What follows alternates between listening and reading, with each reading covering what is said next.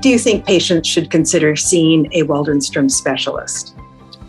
So Waldenstrom's is a rare disease. There are only about 1,500 patients per year in the United States diagnosed with Waldenstrom's. And because of that, many providers, whether it's an internal medicine provider, a surgeon, oncologist, most people don't have a lot of experience just because it's such a low number of patients with the disease. And so it's not possible, I think, to really ever know everything there is to know about Waldenstrom's, but that's especially true when you're working in the community and you don't get an opportunity to see a lot. So if you have the chance to see a specialist, I think it's really important because as a specialist, we really have the opportunity to get to know all of the data about the disease. We get to know the nuances of the data. We get to know a lot of different presentations of the disease and have a lot of experience with the unique things that can happen with Waldenstrom. So we're lucky in that way to really be able to see patients and continuously just be learning more and more so that we can be more helpful to patients. Right.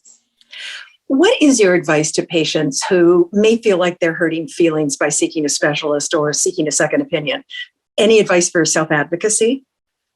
So I think in general, I would hope that most physicians and all physicians would really be open to having their patients get a second opinion. Even us as specialists, we're really open to that because we can never know everything. And so it's important to really get more brains involved at all times. I think is always helpful. So although it may feel that way sometimes, I think the vast majority of physicians I come in contact with are really more than willing to get help from other people who might have more experience with such a rare disease. And I think that patients should never be discouraged if they have a physician who's not quite open to it, because I think the patients are always their best advocate. They know their body the best. They know their symptoms. They know if something's not right. And so really pushing to get the right answers for themselves. I think being an advocate for yourself, there's no one who can do that better. So patients should never hold back from getting a second opinion.